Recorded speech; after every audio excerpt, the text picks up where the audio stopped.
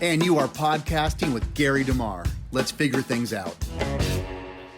Testing 1, 2, 3. Joe Biden is wearing the GOP's shade of red to cast her vote. Oh, that's what she wore to go vote? Yeah, I guess so, yeah. That's hilarious. Welcome to this bonus episode of the Gary DeMar podcast. I'm Eric, that's Gary, and we are recording on the Wednesday.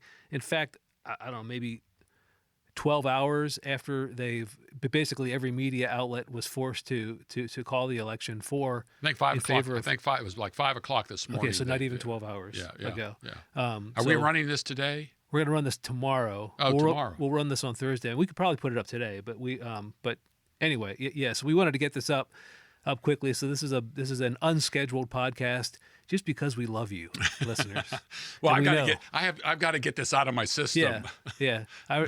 I always think of Doug Wilson says he writes to exercise the demons from his head. Yeah. Oh. And you podcast and write to get this. I do the same thing. Yeah. And because the only person I've really had talked much about this is my wife. Yeah. Well, that's the way you like it, Gary. Yeah. Right. And I told her I told my wife to stop feeding me election result news last night and this morning.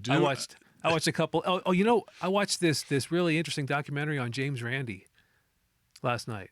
The Amazing Randy. Oh yeah. Yeah. It was pretty cool. There was a lot of things I didn't know about him. He had some deception in his own life. I don't know if you've known this, but did you know he was gay? Yes, I did. Okay, yes. I didn't know that. Yeah. And the guy that he was essentially in love with for 25 years was living under a false identity. He's from Venezuela, and he's living a false identity. Yes. Oh, you did know that too? Yes. Okay, of course. Well, I can't put anything over on that. Well, James Randi is why are we talking about James Randi? Because I was going to tell you, I watched 2 episodes of Cheers and this James Randi documentary last night. I didn't watch a single thing about James politics. Randi is he was a guy who. And by the way, we can talk about in terms of deception. Okay. Here. What we're going to be talking about here is basically some of the things, the media and the deception. He was like a modern day Houdini. Right. Yes. He exposed people who claim to have mentalists, magical powers and so forth. I think he was the guy who exposed Peter Popoff and all that kind of thing. Bearded fellow. There's a Christian version of him who's a friend of mine, Danny Corm, who does something very similar. And I've mentioned a film that Danny Corm's son, Luke Corm, has done called Dealt. Okay. About a Christian fellow who's, I won't tell you much about him, but if you look at the Dealt, it's called, and it's about he's a card mechanic. But kind of a lead into all of this, one of the things I've got my little notes here, is that I really had no idea who was going to win. Okay. I went into this thing with my balance sheet. You know, I've got Harris, Trump. How was it going to go? I went to bed not knowing. Right. And it reminded me in 2016 when my wife and I and a couple that we often travel with, we were in St. Martin during the 2016 election. It was the same thing with Hillary Clinton. And we were staying at a 3-bedroom condo in St. Martin. I couldn't sleep. I didn't want to look at the results because I was just, my blood pressure's I've got problems. I take my blood pressure on a regular basis. And so I went into the 3rd bedroom and turned on the TV, and I was absolutely in shock. Yeah. I was in shock. They actually called that one kind of early. They did, yeah. And one of the most fascinating things about that was watching the expressions on the faces of all of CNN and MSNBC and all those people. It was fascinating. Right. I loved it. So it reminded me of all that. So politics and prestidigitation. Yes. Those are what. Yes. Exactly. I think it's what we'll call this. Yeah. Maybe I don't know if people would get it. I do a couple of these tricks at kids school that I went in there. I dealt with deception. Okay. And I went in there with some of I did the floating card trick and so forth. And I told them there were 3 things growing up that I really liked. And that was sports, and biographies of inventors and so forth, and prestidigitation. Okay. Prestidigitation. And I said, okay, what does prestidigitation mean? And I think I said, well, digits, your finger, they're called digits. So prestidigitation is essentially, kind of deception with using your fingers. Yeah. So anyway, it's a big confusing word for magic. Just yes, that's what it means. So before, not in my notes here. Okay. Bring up the thing that you said about the vote totals in comparison to previous elections. What was interesting, and one of the reasons I didn't really follow all of the argumentation, but the whole stop the steal in 20 was that 2020? Yeah, after the 2020 election, whenever it just seemed to continue for a while, but there's if you go back and historically look over, I don't know, maybe like the last dozen elections, the total vote count is somewhere between like 125 million and 130 million. It's in that, sometimes it's 126, sometimes 128, but it's in that realm for the margin of error for going back to the 90s, maybe even the late 80s. So I don't know off the top of my head exactly how far, but somebody put a list up of the vote totals, and it was just when you see it that way, it's undeniable. In 2020, there was 20 million more voters, so there was 159 million, I think, close to 160 million total votes in that election, which is essentially 20 million more than they could ever muster before. 20, I guess even closer to 30 million. More than they, and then this year we're back to 128 million. Yeah, or what is it? 138 million. I'm looking at the vote total this time around. This is going to change because of West Coast stuff, but essentially this is about 71,760,000 votes for Trump, and Kamala Harris has 66,882. Yeah, I think that's like 138 million. Give or Yeah. take. So that if you take out the 2020 numbers and you look at the list of numbers, it would look like this was a really well attended election, and that's what people were telling us, that lines were out the door for early voting and everything. So it was a lot of people who normally don't vote apparently were voting for this election, and that those numbers bear that out. But then you put 2020 back in there, and then, well, wait a minute, we actually lost 20 million voters. Yeah, where did they all go? 2020, yeah, and that it. Now a lot of people say, "Well, we know where those 20 million people went." And I'm not trying to be we one way or fixed the things. other. We fixed things this time around, and so those 20 million people, there really weren't 20 million. I mean, I don't know either, but I think that's an interesting statistic. And one of the things in my notes here is about the number of people I have talked to, read online. I'm not voting, and some of them said I'm not voting because there's not a dime worth of difference between the two parties. The other people say, as a Christian, I shouldn't be voting for the lesser of two evils. And I always said, well, I don't care who you're going to vote for.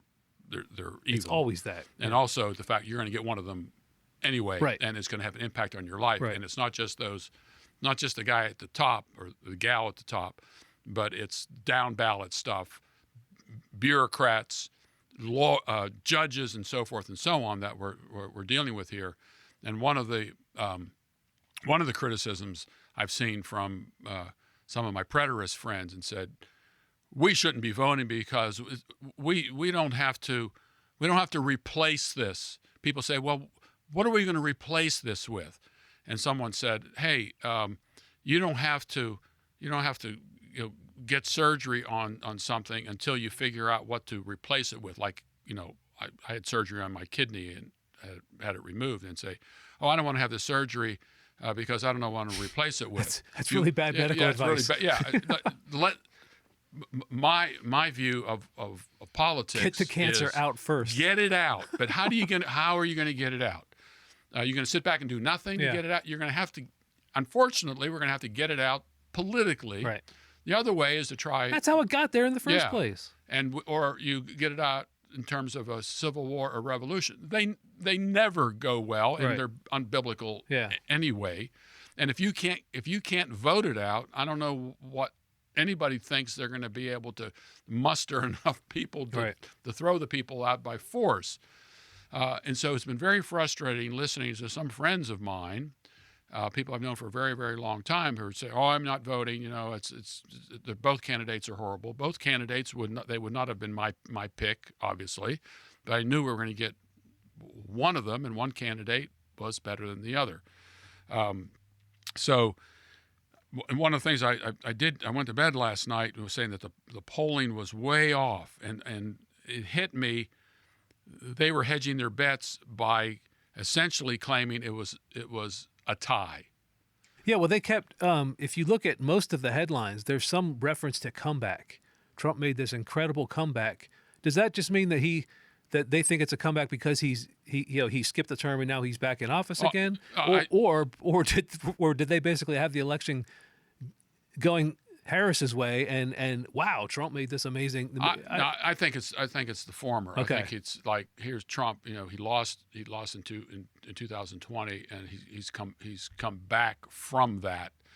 And but look, the major newspapers, USA Today, Washington Post, Los Angeles Times, who normally endorse a candidate,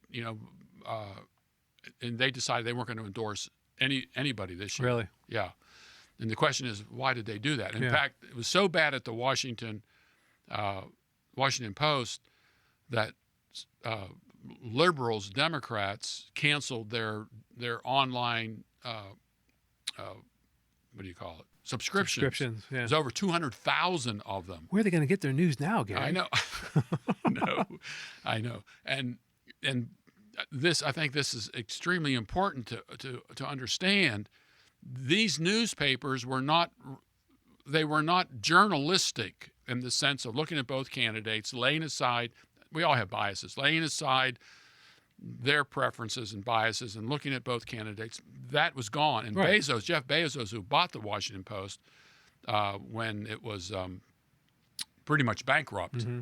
he made this decision. And I think they made a business decision about all this. The media have shifted. Legacy media, if you all hear pouring. that, it's Yeah. pouring down rain, Yeah. which we're very appreciative of, blessings from heaven. And they saw the handwriting on the wall. When you got somebody like Joe Rogan, who has an audience of 17 million, Yeah. with sitting in a studio like you and I are Yeah. doing, no paper to print, no delivery. Right. Doesn't even need he does have a website, Yeah. but using someone else's website. I think he's number one on Spotify. Charlie Kirk is number two. And on Spotify. he did make that same offer to both candidates. So he offered to have Joe Rogan did. Oh, exactly. Yeah. Oh, yeah. Joe Rogan, and think of this as well. Trump was on there for 3 hours. Yeah. This is an unscripted, interview with Trump. Put either Biden or Kamala Harris in there, and it's a completely different show. Yeah. In fact, I posted something on Facebook and say, I really believe this. I believe Kamala Harris is relieved that she lost, and I firmly believe that she was in over her head. Oh yeah, I would say that. And yeah. it may be one of the reasons why she didn't say anything last night to address her crowd. She's got to get her head together on this. What in the world do I say? I think. Yeah, she's, but you still. I know. We talk about that too. You got all these people who are standing there, who drove however far to come see you speak, and you just cancel it. At least come out and say thank you and I'm sorry, or something. Yeah. Just it doesn't have to be a speech, but you don't just leave those people hanging. Yeah. That's a bad look. I know. Well, the whole thing was. The whole thing was, and the fascinating thing about this was that Trump won the popular vote, and all this criticism about the Electoral College, and all that. Well, that kind of goes away now, and I still believe the Electoral College is extremely important because if you pick up, go online. I'm looking at the 2024 presidential election, the map, and if you look on the map, you have the entire West Coast, so Washington, Oregon, and California. According to this, right now, Nevada and Arizona are still up for grabs. They may have already gone. I'm not real sure. It doesn't matter. and then you have Colorado and New Mexico, and some states have a different way of voting. The way the Constitution is right now, whatever the popular vote is, the majority vote is in a state, the candidate that gets the majority gets all the Electoral College votes. That's not true I'm looking at here in Nebraska and part of Maine. And you'll see bars of some blue and mostly and red. Yeah, because even in blue states, like if you looked at California, you would see Northern California is mostly red, county by county. Yeah. So it looks like the entire state is this left leaning, but it's not. That's not really the case. Yeah. It's very concentrated in certain counties, and when you look at the county map, it's so obviously. Yeah, red. and New York's the same way. Yeah, If you didn't have Albany and New Pennsylvania. York City, New York would be Republican. Yeah. If you didn't have Northern Virginia, in Virginia, I Right. was talking to Kim Burgess this morning. Kim lives in Virginia, and he said, look, Virginia is a red state, Yeah. except for Northern Virginia, Right. which is essentially a suburb of Washington, D.C. Yeah, just like you get outside of Atlanta and you get into South Georgia, and it's all red. Yeah, and so if you Washington, D.C., you know what the vote total in Washington, D.C. was for Harris, what the percentage was? 92%. Washington, D.C., 92%. Wow. And they want to be a state, that little area there. I wonder They want to why. be a state. So Virginia, which is essentially a red state, ends up as blue because it's so close to Washington, D.C., because so many people live Right. in there and are beholden. They need the government. So if you look at this map, not the county map, you look at the county map, the disparity is even greater with the red. But if you look just at the state map, the disparity is great with that as well. But you got these highly populous states on the West Coast. You got New York, Pennsylvania. You and I grew up in Pennsylvania. Essentially, it's Pittsburgh, Harrisburg, Philadelphia. But I understand some of the suburbs in Philadelphia went for Trump. And you're in trouble. You know when you are in trouble when the Amish come out to vote and went for Trump. Wow. You're in big trouble. Yeah. So Pennsylvania went for Trump this time around. So I have a couple of other things here.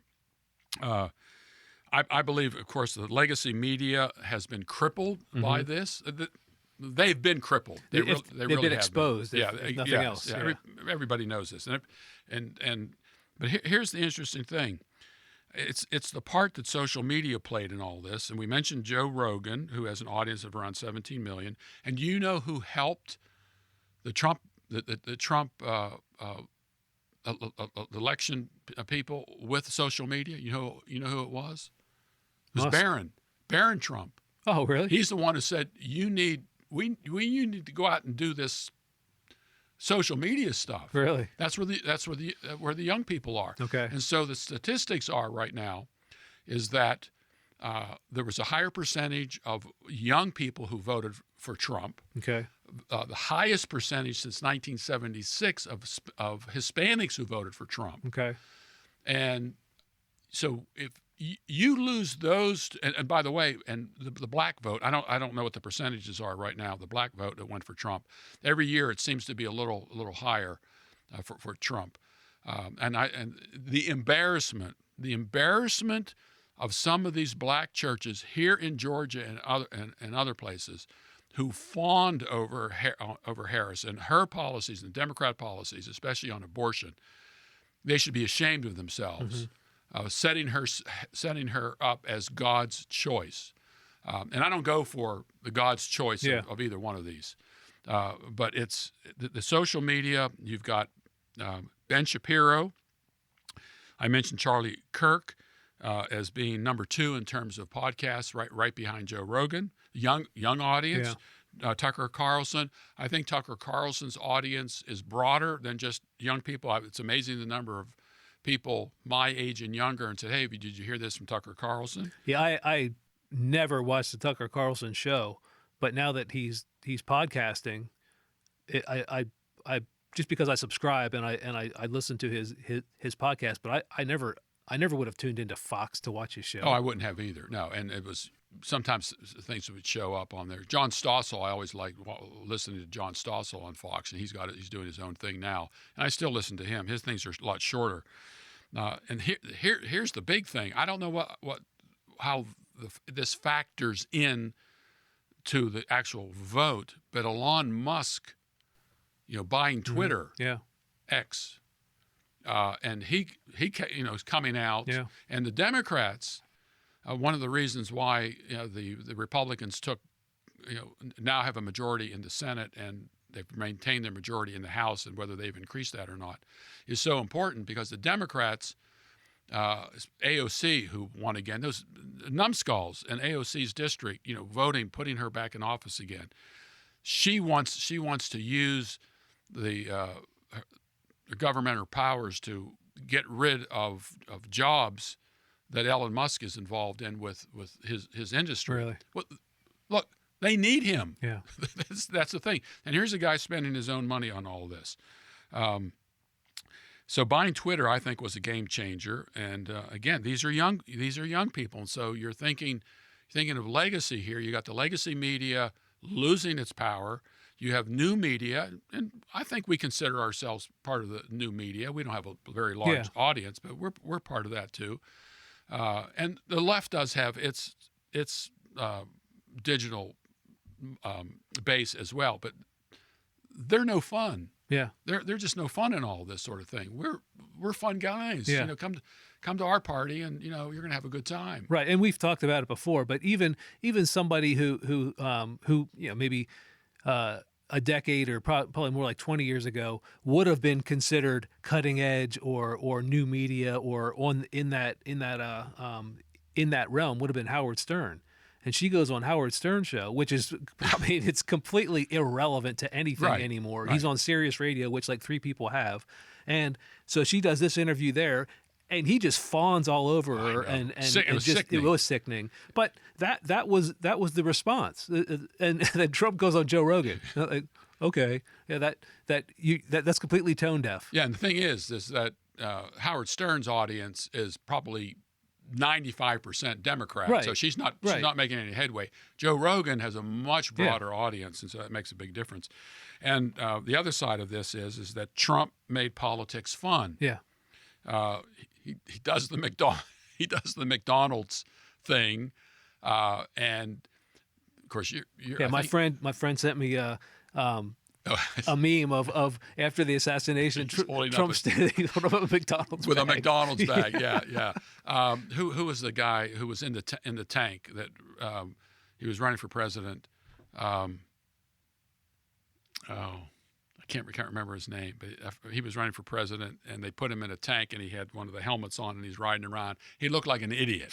I want to say that was Edwards. Is that right? No, it wasn't Edward. He got caught with some girl, I think, or something like okay. that. Maybe that wasn't him either, but it'll come to me part way through. So Trump does this. That's dangerous. That's dangerous stuff. You put an apron on, you go into McDonald's, you're doing fries and all that.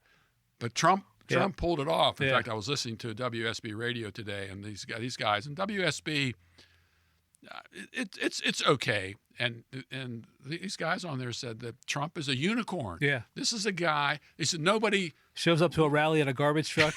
Well, that was the other one. Shows up in the rally in a garbage truck with that vest on. They put him in that vest, and that was all taken care of while they were still in the plane. Hey, you know what would be a great idea is to get you into a garbage truck. You know what he did, because he obviously didn't have the Butler rally, but he came back. And you know how he started that? He said, "As I was saying." I mean, that's just brilliant. I know. That's what I'm saying. That Trump made politics fun again, and I think the left hated that. Hated the idea that he was making people laugh, and people were actually. This was great. This was one of the greatest things, and even some of the, I think it was Bill Maher, Dukakis. It was Dukakis who was in the tank with the helmet on, and made him look like an idiot because all you saw him was his little head, looked like McConnell, sticking his head out like with this stupid smile on his face. But Trump made those things work. And Harris couldn't make anything that she did work. And Tucker Carlson points this out all the time that he says Trump genuinely loves people. He's just he's not there for everybody's an opportunist to some degree, but he's there because he genuinely loves the people that he's representing. She doesn't. No, yeah. She or any of her peers, any of those people on the left, they're there for themselves, point blank. Well, Trump is in the service business. Yeah. When you own a hotel, you've got to serve people and you've got to do a good job. And he's been around all kinds of people. Yeah. And as far as I know, of all the employees, I mean, he had a lot of employees. I'm sure the Democrats could have tried to find some employee that could have dissed Trump. Yeah. But I don't think they found anybody. So I think that's another thing. Trump, as hard as it can be, Trump made politics fun for a little while. Yeah. We sat back and said, that was a cool thing to do, to get that garbage truck and then have a paste-on deal with Trump Vance on it, ready, brand new, white garbage truck, clean right off the assembly line. And then I don't know if you followed the thing about the vest. So when he was finished with that, he had a speaking engagement in the city where they had landed. He says, "Where's my blue jacket? Where's my blue jacket?" And so he said, "I'm not going up there in this vest." And somebody said, "Mr. President, you look thinner in it." So he gives his speech with that in a reflective vest. That vest. And he told everybody the little story about where's my blue jacket. He says, but when they told me it made me look thinner. See, he was a different type of character. Again, we're not talking about all of his policies. We're just talking about the dynamics of elections here, and that elections are more than just the policies. Yeah. If you're going to get elected, and it becomes important if you're going to get involved politically in order to shut down the government over time. It's not just the policy, it's how that policy is presented, number one, and number two, and you as the presenter makes a difference as well. And I even said here that I think Trump mellowed after the assassination attempts. It seems like it, yeah. I think he really did. I mean, in fact, I think yesterday in his speech, he said he believes that God saved him from those assassination attempts so he could win this in order to bring our country back. Now, I don't know how this is figuring into anything. Economics, people make economic decisions for many reasons, but the market's up. The market is up over 1,000 points. Wow, yeah, it was up almost 500 yesterday. Yeah, that's before the election. So you kind of knew they had some sort of inkling. Yeah. And that when I saw the market up, it was like 476 or something up yesterday at the bell. Well, that's interesting. Before the election, way before the election was called, and then today you say it's up another 500, another 1,000, another 1,000 points. Oh wow! Yeah, so I don't know. It goes up and down. I don't know how that's going to be sustained. But I know what's happening here is that all these companies and people who own stocks in companies, and I have a portfolio of stocks that I've had for years, and you look at what's up and what's down, and everybody is calculating based upon the policies that Trump says he wants to implement. What is that going to do with these types of companies? Yeah. And I think it's important. And so oil and gas stocks are up, and you say, "Oh, those profiteering oil people." No, yeah, they're competitors as well, but they know if we get back to energy independence here, gas and oil prices are going to go down. Mm-hmm. They're not going to go up. They're going to go down. They're pretty good right now, right here in Georgia. I don't know what it is where you are, but a gallon good, of regular relatively is about speaking. $2.95, which isn't too bad in terms of what we make today. Now I don't know if anybody. No, this is okay. There's another thing. I had this long thing here that Jen Psaki said after all of this, and this just goes to show you that the left hasn't learned anything. Okay. And you can go and read that online. And she doesn't get it. Okay. She's living in a bubble and doesn't get it. And what's her name? Rachel Maddow and Joy Reid and all these people, they don't get it. It's like they can't see it. They're blind as to what's going on. And a note I have to myself here: they threw everything they could at Trump leading up to that. Oh, this is important. What can they do now that he's been reelected? Yeah. What are they going to throw at him? And they're out of ammunition.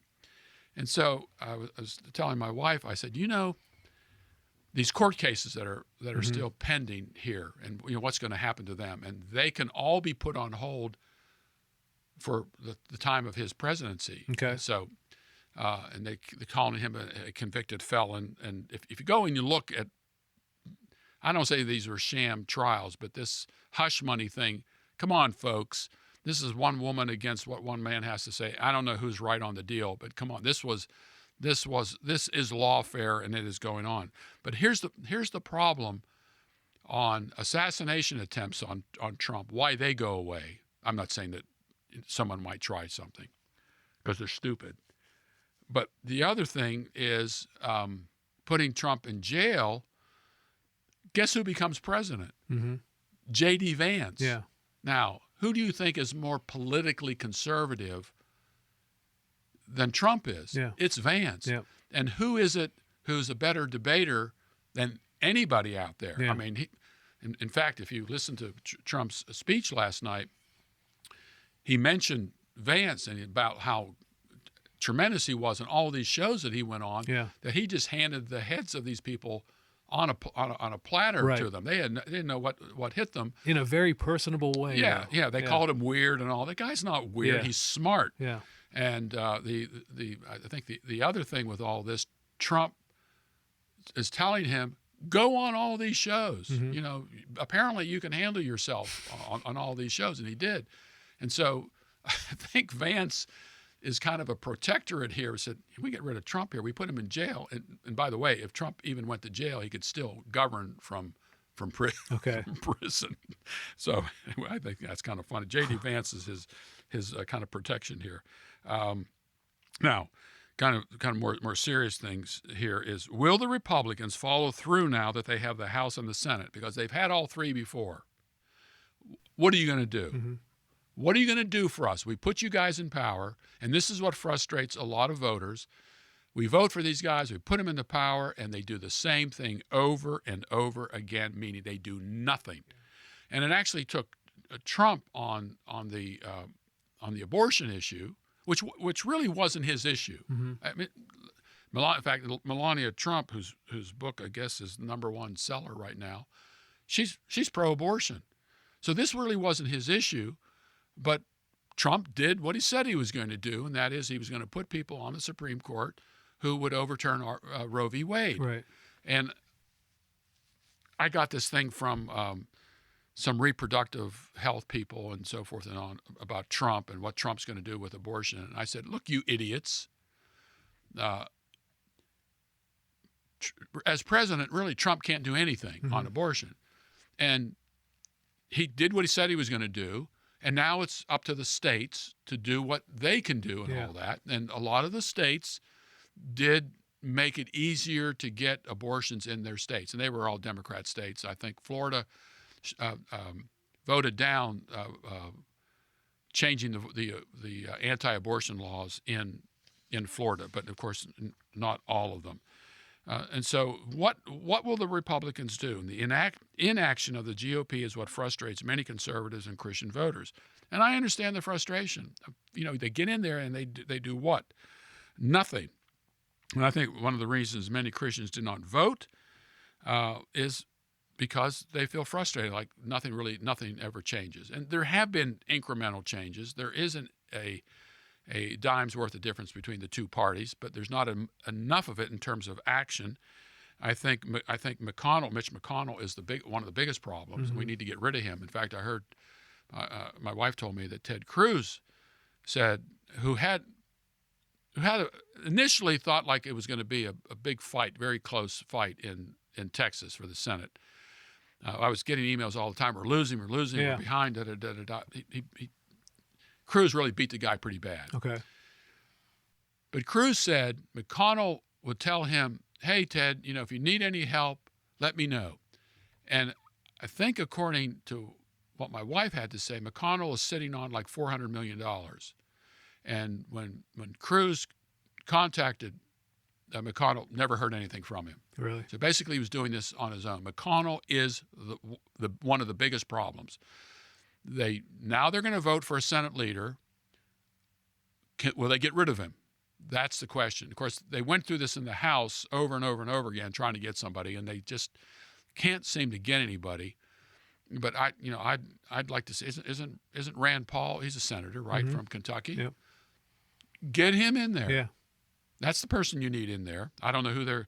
I guess Johnson will still stay in there in the House. I think they've picked up a few. They may have picked up a few seats. Is the Supreme Court in play?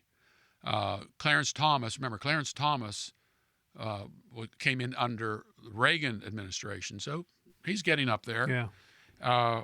Could Trump extend the somewhat conservative tone of the Supreme Court by nominating a couple of people? If some of the Democrats, some of the liberals pull out, will they last another 4 years? I don't know. So the Supreme Court may be in play. And, hey, maybe the Republicans say, you guys wanted to stack the Supreme Court. Maybe we thought maybe that's a pretty good idea. Yeah. And they ought to say, we'll do that. We're going to add 10 more seats to the Supreme Court. What do you think about that? I'd love to at least let them try it. And we've already mentioned the stock market has gone crazy today because they're seeing the ramifications of some of Trump's economic policies. And I know everybody brings up this trade thing that he's going to have tariffs, and make sure I remember to come back to this tariffs thing. One of the pluses, no matter who won, of this election is I don't have to watch and listen to ads anymore on politics. I'm on YouTube trying to check things out. And these ads come out. And if those ads were 20 or 30 seconds long, I move on to the next. Yeah, I would get literally like 15 to 20 texts a day. Oh, just, I know. It's just annoying. But the thing of it is, they were lying. They said he was going to have a national sales tax. It was going to be $4,000 on everybody. And I said, I never heard of him give anything about a sales tax, national sales tax. And then they wove in the tariff idea. And I said to a friend, I said, look, Trump brought up the tariff idea as a bargaining chip with various countries, China in particular. Hey, and China's having problems right now. They have their housing. They have too many homes. They were building these high-rise apartments when Carol and I were over there a number of years ago. They were all over the place. Their economy is struggling. Apple is pulling out, and they're going to have their iPhones done elsewhere, and that's going to be a big hit. Yeah. Other companies are moving to India, and Singapore is a big leader. I don't know what's going to happen with Taiwan and all this sort of thing. But the tariff idea, it's not really a good thing because tariffs are, in fact, a tax on us. Sure. Just like when Kamala Harris says she's going to go after billionaires and these billionaire companies. When you tax companies don't pay taxes. You pay the tax. All they do is raise the price of a commodity to take care of the tax. So I think the tariff talk is a bargaining chip for a number of these countries. What is another interesting thing that's taken place here is the number of countries, the presidents or the leaders of those countries who came in to congratulate Trump. You got this would happen in Italy, India, Hungary. I forget who else. There were a couple of other countries. Argentina. Okay. Which that guy turned their economic things around almost overnight. What factor did climate change play in the election? Yeah, basically zero. Zero. Yeah. And by the way, friends, I believe in climate change. Right now, it just stopped raining. Yeah. Just a little while ago, it was raining. Yeah. Climate changes all the time. To attribute this to,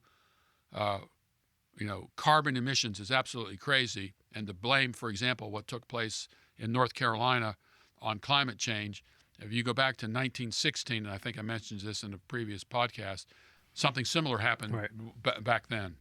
And by the way, just another aside, flood insurance. If you don't have flood insurance and you're in a flood, your insurance policy does not cover a flood unless you have specific flood insurance. Okay. Very important to note that. And so all those families that didn't have flood insurance, the insurance companies aren't obligated to pay anything. I don't know how I would think about all that, but it's horrible. And I'm not for giving money away, but the amount of foreign aid we give to countries, billions and billions and billions of dollars, they send overseas. Something like this happens in the United States, and there's no money left. Yeah, exactly. No money left for them. What about? I don't know if I mentioned abortion. I don't know. The Democrats did position abortion as a big ticket item in terms of it. That was one of the major. It was that. It was that. But again, Trump. They're going after Trump on the abortion issue, but he did what he said he was going to do. He told you up front, I'm going to put people on the Supreme Court that to reevaluate Roe v. Wade. There's still rhinos out there. They've always been there. One of the problems I think Trump had in 2016, he didn't, and he admitted this. He didn't know what he was getting himself into in terms of having to fill all these slots of what you have to do. And I think this time he didn't know people. And you have to remember, Trump was friends with everybody. Yeah. I mean, Oprah was one of his good friends. He was on her show lots of times. And then she has to come out and say, if you vote for Donald Trump, you may never be able to vote again. I mean, come on, Oprah. That's not going to be. All these supposed friends who were friends with Trump when he wasn't political are saying some of the craziest things, the things that are going to happen. And what was it? Bette Midler. Did you see this? No. Bette Midler. I think she had a bottle of milk, and then she had a can of Drano next to it. And the bottle of milk had Harris, and the Drano had Trump. So if Trump wins, take the Drano. Oh, for you, the viewer, not you, the voter. Not her, Bette Midler. You the voter. Well, maybe for herself. And I wrote something up. I said, this is dangerous. Yeah. There are enough crazy, mentally ill Democrats out there who might take the Drano. This is my only option. Yeah, I know. Like Rob Reiner setting himself on fire. Haven't seen that yet, though. Which one? Oh.